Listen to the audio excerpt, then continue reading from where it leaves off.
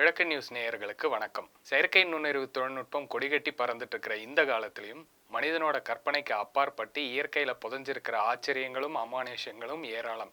அப்படிப்பட்ட ஒரு ஆச்சரியப்படும் ஒரு விஷயத்தை பத்தி தான் 4-5 நாட்களுக்கு முன்னாடி கேரள மாநிலத்திலிருந்து ஒரு செய்தி வெளியாச்சு. இடுக்கியில இருந்த ஒரு ரப்பர் தோட்டத்துல இருந்த ஒரு 8 அடி ஆழ குழியில ஒரு புலியும் ஒரு நாயும் நீண்ட நேரம் ஒன்னா சிக்கி இருந்துச்சு. இதுல ஆச்சரியப்படுற விஷயம் என்னன்னா, இயல்பிலேயே ஆக்ரோஷமான விலங்கான புலி தம் பக்கத்துல இருந்த நாயை எதுவுமே பண்ணாம அமைதியா இருந்ததுதான். இந்த தகவல் அறிஞ்சு சம்பவ இடத்துக்கு வந்த வனத்துறையினர் அந்த 2 விலங்குக்கும் மயக்க ஊசி செலுத்தி மீட்டாங்க. இந்த விவகாரம் குறித்து நம்ம கிட்ட பேசுறதுக்கு இயற்கை ஆர்வலரும் ஆய்வாளரும் தமிழக அரசின் விருதுகளை பெற்ற எழுத்தாளருமான சந்துரு தான் நம்ம கூட இருக்காரு. வணக்கம் சார். வணக்கம் சார். இந்த செய்தியை பத்தி நீங்க என்ன சார் நினைக்கிறீங்க?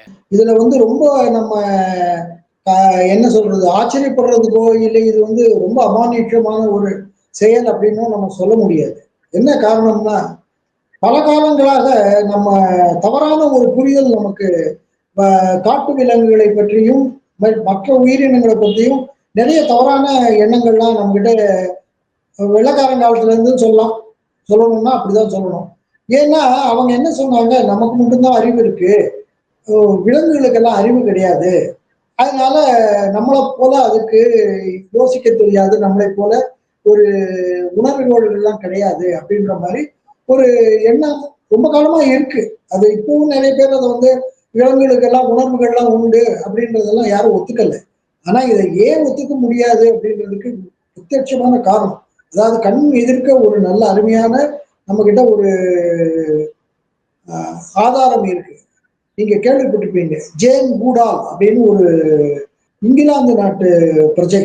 அந்த அம்மா 24 வயசுல இருந்து, சின்ன வயசுல இருந்து கிட்டத்தட்ட அவருடைய 60-70 வயதுகள் வரை சிம்பன்சி குரங்குகளை பற்றி ஆப்பிரிக்காவில் படித்தார்.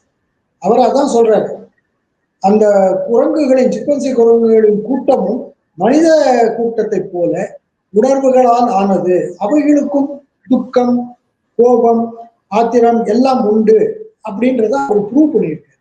அது இங்க என்ன பிரச்சனைன்னா, நீங்க கேட்ட ஒரு கேள்வி இருக்கீங்க, அதுக்கு என்ன காரணம்? இப்ப புலியினுடைய இறைன்னு நம்ம சொல்லக்கூடிய மற்றொரு விலங்கினம் நாயின்னு வச்சுக்கோங்களேன். அதுக்கு நாய் இருந்தது அந்த இடத்துல. இப்ப அந்த நாயை ஏன் இந்த புலி அடிக்கல அப்படின்றதுதான் பல பேருடைய கேள்வி. நம்ம உயிர் ஒரு இடத்துல பாதுகாக்கப்படவில்லை, நம்ம செத்துருவோம் அப்படின்ற ஒரு நிலைமை இருக்கும் பொழுது 2 விலங்கினங்களுக்கும் மேலோங்கி நின்று உணர்வு என்ன, எப்படியாவது இங்க இருந்து தப்பிக்கணும் அப்படின்றது.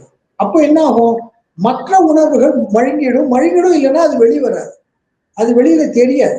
அந்த நேரத்துக்கு அந்த 2 விலங்குகளுக்கும் உண்டான ஒரு எண்ணம் என்னன்னா, இதுல இருந்து நம்ம எப்படி தப்பிக்க போறோம், நம்ம உயிரோட இருப்போமா இல்ல செத்துருவோமா அப்படின்னு மனிதனை போலதான் அதுவும் நினைத்தது. அதனால அதனுடைய இயல்பான வேட்டையாடும் குணம் புலிக்கும் வரவில்லை. நாய்க்கும் புலி நம்மளை அடித்து சாப்பிடக்கூடிய விலங்கு, இது ஒரு மாமிச பட்சினி, நம்மளை அடிச்சிடும் அப்படின்னு அந்த பயமும் இல்லை. 2 பேருக்கும் அந்த நேரத்துல மேலோங்கி நின்ற உணர்வு என்னன்னா, எப்படி நாம் பிழைப்பது, இதற்காக நம்ம இங்க சண்டை போடணும்னா நம்ம பிழைத்தா அதுக்கப்புறம் பார்த்துக்கலாம் அப்படின்ற ஒரு எண்ணம். ஆனா இந்த அளவுக்கு டீட்டெயிலா அது மனசுக்குள்ள வந்திருக்குமா அப்படின்றதெல்லாம் நான் ஒரு சும்மா சொல்றேனே தவிர அந்த அளவுக்கு அது யோசிச்சிருக்குமா அப்படின்றது எனக்கு தெரியாது. ஆனா 2க்கும் மனதில் இருந்த ஒரே எண்ணம், எப்படியாவது பிழைக்க வேண்டும், இதிலிருந்து வெளியேற வேண்டும், அது மட்டும்தான். அதனால அதனுடைய மற்ற உணர்வுகள் அந்த அளவுக்கு வெளியில் வரவில்லை. இன்னொரு காரணம் என்னன்னா, எந்த ஒரு மாமிச பட்சி, அதாவது கார்னிவோர்னு இங்கிலீஷ்ல சொல்லுவாங்க, அதாவது மற்ற விலங்குகளை வேட்டையாடி உண்ணக்கூடிய விலங்குகள் தான் பசியாக இருக்கும்போது மட்டும்தான் வேட்டையாடும். அது பசி இல்லாத நேரங்களில் நீங்களே பார்த்திருப்பீங்க, டிஸ்கவரி சேனல், ஏகப்பட்ட சேனல் இப்போ வருது, அதனால எந்த சேனல்ல வேணாலும் நீங்க அனிமல் பிளானட் எல்லாத்தையும் பார்க்கலாம். பசி இல்லாத நேரத்துல சிங்கம் படுத்துட்டு இருக்கும், பக்கத்திலேயே மான் அப்படியே நடந்து போயிட்டு, ரொம்ப பக்கத்துல, அதுக்கு பக்கத்திலேயே போகும். ஏன்னா மானுக்கு நல்லா தெரியும் இப்ப வேட்டையாடாது, அது சாப்பிட்டுருச்சு, இனிமே அது வேட்டையாடுறத நாளைக்கோ நாளைக்கு அப்படின்றது எனக்கு நல்லா தெரியும். ஸோ மனிதன் மட்டும்தான் தன்னுடைய தேவைக்கு அதிகமாக எதையுமே சேர்க்கணும் இல்லை எடுத்து வச்சுக்கணும்னு நினைக்கிறது நம்ம மட்டும்தான். அதுதான் ஒருவேளை 6வது அறிவினுடைய விளைவான்னு எனக்கு தெரியாது. அதுக்கு 5 அறிவுன்னு சொல்றாங்க இல்லையா, அது அதனால அப்படி ஒரு அது அது நாளைக்கு என்ன நடக்கும்ன்றதை பத்தி கவலை இல்லாம இருக்கிறதுனால அது வேட்டையாட போகாது.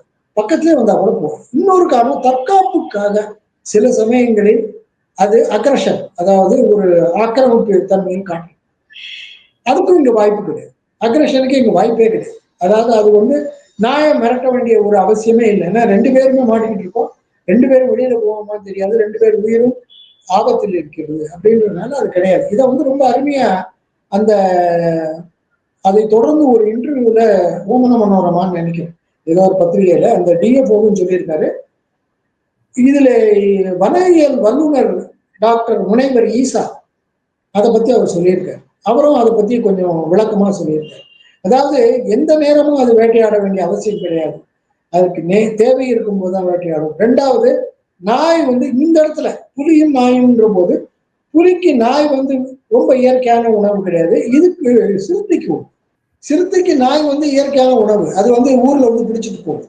நீங்களே பார்த்திருப்பீங்க நிறைய இடங்கள்ல. இப்போ மஞ்சூர் பக்கத்துல நீலகிரி எல்லாம் பாத்தீங்கன்னா ஊருக்குள்ளேயே சிறுத்தை வந்து நாயை தூக்கிட்டு போகும். புலி வந்து பெரும்பாலும் நாய் வேட்டை ஆடாது. அதனால அது ஒரு காரணம்னு சொல்ல முடியாது. பட் அதனுடைய இயற்கையான சுபாவங்களினால் அது தனியாக. இதே போல மகாராஷ்டிரால ஒரு சிறுத்தையும் ஒரு நாயும் ஒரு பாத்ரூம்குள்ள கிட்டத்தட்ட ஒரு நாள் ஒன்னாவே இருந்து, அதுக்கும் இதே பிரச்சனை தான். உயிர் பயம் தான். அந்த நேரத்துல உயிர் பயம் தான். எப்படியாவது வெளியில போவோமா போக மாட்டோமா அப்படின்றது. இது மாதிரி நிறைய நடந்திருக்கு. 1 2 இல்லை, நிறைய இதை போல உண்டு. அவைகளுக்கும் உணர்வுகள் உண்டு. அந்த நேரத்துல இருந்த உணர்வு வந்து பிழைக்க வேண்டும் என்கிற உணர்வு அது மேலோங்கி நின்றதனால் இவை வந்து தன்னுடைய இயல்பான சுபாவங்களை காணும். புலிகளை விட அதிகமா சிறுத்தைகளை பத்தி கேள்விப்படுறோம். அப்போ புலிகள் வந்து தனிமை விரும்பியா, இல்லைன்னா நம்ம வந்து காட்டுப்பகுதியிலே இருக்கலாம், இந்த பக்கம் போகணும் அப்படின்னு இருக்குமா? அதோட தன்மை எப்படி சார்? இல்ல, இது வந்து வேட்டையாடும் சுபாவத்தை பொறுத்து. இப்போ சிறுத்தை வந்து இங்கிலீஷ்ல சொல்லணும்னா ஸ்டாக்கர், அதாவது அது பின்தொடர்ந்து பதுங்கி இருந்து வேட்டையாடக்கூடிய விலங்கு. புலி வந்து பதுங்கவே பதுங்காது அப்படின்னு அர்த்தம் கிடையாது. புலி தேவைக்கு ஏற்ப மாறும். அது வந்து அதனுடைய உடல் அமைப்பும் அதனுடைய உடல் பரிமாணங்களும் ரொம்ப பெருசு. அது வந்து ரொம்ப எளிதாக ஒரு காட்டெருமையையோ ஒரு யானைக்குட்டியையோ அடிக்க முடியும், புலியால முடியும். சிறுத்தையால அது முடியாது. சிறுத்தைக்கு தேவை சிறிய விலங்குகள். சிறிய விலங்குகள் மட்டும் இல்ல, எளிதில் கிடைக்கக்கூடிய விலங்குகள். இது புதர் மரபுல அப்படியே உட்கார்ந்துருக்கும். சிறுத்தை அப்படியே பாத்தீங்கன்னா அமிங்கி உட்கார்ந்துருக்கும். ஒரு ஆடோ இல்ல ஒரு மனுஷனோ அந்த பக்கம் போனான்னா, இல்ல மனுஷன் உட்கார்ந்தான்னா, அதுதான் முக்கியமான காரணம். மனுஷனை அடிக்கிறதுக்கு வந்து மனுஷனை அடிக்கணும்ன்றது இல்லை. அவன் உட்காரும் போது அது ஒரு விலங்குன்னு அதுக்கு மனசுல வந்து டக்குன்னு அடிக்கும், பாஞ்சிடும். அதுதான் நிறைய இடங்கள்ல நடக்கிற விஷயம்.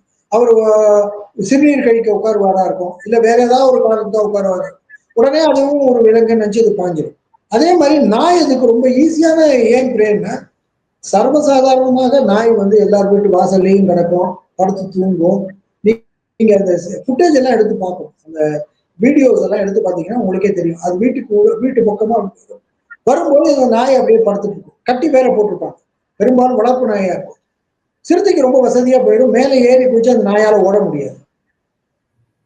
அது அறுத்து அப்படி சில சமயங்கள் அந்த கயிறு அறுத்தோ இல்லைன்னா அந்த பட்டியை அறுத்தோ இல்ல அதை கழுத்தை வெட்டியோ எடுத்துட்டு போயிடும். சிறுத்தையினுடைய அளவு வந்து சின்னதா இருக்கிறதுனாலையும் அதனுடைய வேட்டையாடும் திறன் வித்தியாசப்படுறதுனாலையும், 2வது இரவு நேரங்களில் சிறுத்தையின் நடமாட்டத்துக்கு வசதியாக இங்க ஆடு மாடு கோழி இதெல்லாம் வீட்டு வாசல்லையே வெட்டி வைக்கிறாங்க இல்லையா, அது ஒரு முக்கியமான காரணம். அதனால அது நான் காலப்போக்கில் அப்படியே அது தெரிஞ்சுக்குது. அதாவது by learning by practice, learning by observation. இப்படி பார்த்துட்டே இருக்கும்போது இந்த ஆடு மாடு எல்லாம் இங்க வெளியில தான் கிடக்கும், இதுக்கு யாரும் காவல் கிடையாது, நம்ம நைட் நேரத்துல வந்தா பிடிச்சிடலாம் அப்படின்ற ஒரு எண்ணத்துல தான் இரவு நேரத்துல அது அதிகமாக ஊருக்குள் வருவதற்கு ஒரே காரணம். வேற ஒண்ணும் கிடையாது. புலிக்கு வந்து பெரிய விலங்குகளை அடிப்பது ஈஸி. 2வது சிறிய விலங்குகளை அடித்து அதனுடைய பசி தீராது. ஒரு தடவை அடிச்சு 9 தடவை அடிக்க முடியாது அதனால அது என்ன பண்ணும், பெரும்பாலும் பெரிய விலங்குகளை தான் தேடும். பெரிய விலங்குகள் ஊருக்குள்ள ரொம்ப குறைவு. என்ன இருக்குன்னா மிஞ்சி மிஞ்சி போனா மாடுதான் பெரிய விலங்கு. மாடு போதும். புலிகள் தெரிஞ்சுக்குது, ஊருக்கு பக்கத்துல மாடு எல்லாம் கட்டி வச்சிருக்காங்க, ஓட முடியாது, மாடு இங்கேதான் இருக்கும், அதை ஈஸியா அடிச்சிடலாம் அப்படின்னு. அதுதான் இதெல்லாம் வந்து அந்தந்த நிலைமைக்கு அந்தந்த இடத்திற்கு தகுந்தாற்போல் அவைகளும் மாறிக்கொள்ளும். அதாவது தன்னுடைய பழக்க வழக்கங்களையும் மாற்றிக்கும். அதை வச்சுதான் நம்ம எல்லாத்தையுமே ஜட்ஜ் பண்ண முடியும். அது ரெண்டுக்கும் ஒரே எண்ணம் தான். அப்போ நம்ம இங்க இருந்து எப்படி தப்பிப்போன்ற ஒரு கவலை தான், வேற ஒண்ணும் அதுக்கு ரெண்டுக்கும் கிடையாது. அது தப்பிப்போமான்றது அதுக்கும் தெரியாது. அது என்ன செய்யறது, இது மாதிரி நம்ம விழுந்துட்டோம், இங்க இருந்து நம்ம போக முடியுமா தெரியலையேன்னு ரெண்டும் அதே கவலையில இருக்கு. அது அப்படியே இருந்ததுன்னா என்ன நடந்திருக்கும் நமக்கு தெரியாது. அதுக்குள்ளேயும் இவங்க யாரோ பார்த்துட்டாங்க, ரெண்டையும் வெளியில எடுத்துட்டாங்க. இப்போ வெளியில எடுக்கலைன்னா அப்படியே ரெண்டும் செத்து போனாலும் போயிருக்கும். இல்ல வேற எப்படி அவங்க அதை நெகோசியேட் பண்ணியிருப்பாங்கன்னு நமக்கு தெரியாது. இது நம்ம என்ன செய்யணும், நம்மளே ஒரு சிமுலேட் பண்ணணும். அதாவது என்ன பண்ணணும், இந்த மாதிரி ஒரு ஓப்பன் வெல்லுல நம்ம தெரிஞ்ச ரெண்டு புலியையும் ஒரு நாயையும் உள்ள தள்ளி விட்டுட்டு வேணா ஒரு எக்ஸ்பெரிமெண்ட் பண்ணி பார்க்கணும், என்ன நடக்கும். நம்ம ஒன்றும் எக்ஸ்டர்னல், அதாவது நம்ம தரப்புல இருந்து எந்த வித உதவியும் கொடுக்காம அவங்கள அங்கேயே இருங்க, நீங்க என்ன பண்றீங்கன்னு பார்க்கலாம் அப்படின்னு உடனே 2 நாள் பார்க்கலாம். ரொம்ப மோசமா போய் நிலவு சாகர நிலவுக்கு வந்துட்டாங்கன்னா வெளியில எடுத்து விடலாம். ஆனா அந்த அளவுக்கு எல்லாம் நம்ம எக்ஸ்பெரிமெண்ட் பண்றதுக்கு முதல்ல நம்ம சட்டத்திட்டங்கள் அனுமதிக்குமா தெரியாது. இத மாதிரிதான் அந்த அம்மா சொன்ன இல்லையா, ஜேன் கூடால் அம்மா சிம்பன்சி குரங்கோட போய் அவங்க கூட்டத்தோடய இந்த அம்மா வாழ்ந்தது. அதுதான் அந்த அம்மாவுடைய மிகப்பெரிய ஒரு சாதனை. அதாவது மற்றவங்கள மாதிரி தூரத்துல இருந்து பைனாக்குலர்ல பார்த்து என்ன நடக்குதுன்னு பார்க்கல. அந்த அம்மா அந்த சிம்பன்சி குரங்கு கூட்டத்திலேயே ஒரு ஆளாயிருச்சு. சிம்பன்சி குரங்கெல்லாம் இந்த அம்மாவை ஒரு ஆளா வச்சிருச்சு. ஒண்ணு கவலையே படல, நீங்க நம்ம ஆள்பா அப்படின்ற மாதிரி அந்த அம்மா பாட்டுக்கு பக்கத்திலே உட்காந்துருக்கும், இந்த சிம்பன்சி இங்கே பக்கத்திலே உட்காந்துருக்கும். இந்த அம்மா அது என்ன செய்யுது, ஏன் செய்யுது, இது யார் கூட சண்டை போடுது, இது ஏன் இதோட இதை மிரட்டுது, எல்லாம் இந்த அம்மா பக்கத்துல இருந்து பார்க்க. அந்த அளவுக்கு அந்த அம்மாவுடைய நோட்டிங்ஸ் இருந்திருக்கு. அந்த மாதிரி எல்லாம் ஒரு சயின்டிபிக் ரிசர்ச் பண்ணாதான் அந்த அம்மா அவ்வளவு அத்தாரிட்டேட்டிவ், அதாவது அந்த அளவுக்கு ஒரு ஆளுமையுடன் பேசக்கூடிய ஒரு அம்மா அந்த அம்மா. ஏன்னா அந்த அம்மா நேருக்கு நேர் பார்த்துருக்கு, நேருக்கு நேர் என்ன நடந்திருக்கு இதெல்லாம் பார்த்ததுனால அந்த அம்மா சொல்லுது. ஒரு நம்ம இப்ப சில விஷயங்கள நான் கூட ஒரு இதாதான் பேசிட்டு இருக்கேன். நான் நேருக்கு நேர் எல்லாத்தையும் பார்த்தது, யானையெல்லாம் பார்த்திருக்கேன். யானை நான் சொன்னேன் இந்த வேலிகளை தாண்டுவது, அப்புறம் இந்த காட்டுல செய்யற அந்த இதெல்லாம் நிறைய நானும் பார்த்திருக்கேன். இப்ப யானை டாக்டர் புக்கு எழுதுறதுனால அவர் வாழ்க்கையில் நடந்த விஷயங்கள் எல்லாம் கேட்கும்போது எனக்கே ரொம்ப பெருமைப்பா, இப்படி எல்லாம் ஒரு விலங்கு யோசிக்கணும் அப்படின்னு. இப்ப அது மாதிரி நமக்கு ஒரு சந்தர்ப்பம் வரும்போது அதை பத்தி நம்ம பேசணும். இல்லைன்னா நம்ம என்ன சொல்றோம், ஏதோ ஒரு டெக்ஸ்ட் புக்லயோ இல்லை ஏதோ ஒரு லெக்சர்லயோ யாரோ ஒருத்தர் சொன்னதான் நம்ம கேட்கறோம். அவர்கள் எந்த அளவுக்கு ஆளுமை அப்படின்றதுதான் முக்கியமான பாயிண்ட். கிழக்கு நியூஸ் நேயர்களுக்கு தெரியற மாதிரி புதுமையா பல தகவல்களை பகிர்ந்துகிட்டீங்க. நன்றி சார். வணக்கம், நன்றி.